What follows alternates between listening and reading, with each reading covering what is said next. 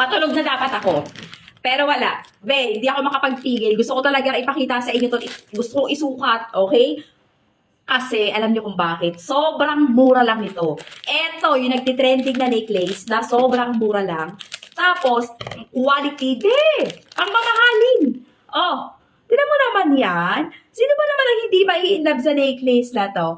May pa diamond. Diamond ba to, Dong? Dito diamond, di ba? Be, ay hindi may pa diamond effect siya. Pero yung kanya is pa-moon. Be, pa-moon. Hindi pa diamond. Pa-moon effect with the star dito. Grabe, guys.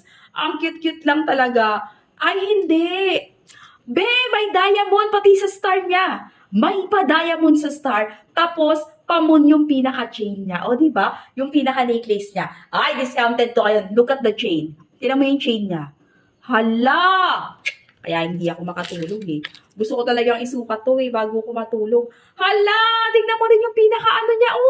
Oh, kakaiba siya mga pangga ko. Sobrang discounted to ngayon. Sobrang mura. Grabe guys. First time ko to ha, yung ganitong design. First time ko talaga to. Moon tapos star. Moon and star. O, diba? Discounted na discounted. Babe, hala, pag-bet niyo yung ganito, minimalist lang yung design, napakamura pa. Adjustable naman yan. Mahaba lang kasi yung isang part na nakuha ko. Pero adjustable na adjustable yan. Pasensya na kayo sa boses ko mga pangga. Nag-concert kasi ako kahapon. Kaya talagang super to the max na namaos ako. Charot lang. Naulalan lang ako kahapon. Kaya talaga ganito yung aking boses. Okay. At galing ko, be, para pakita ko sa inyo na mas malapitan. Beba, ayan yan, oh. Oh, di ba? Ang ganda. Gusto mo to?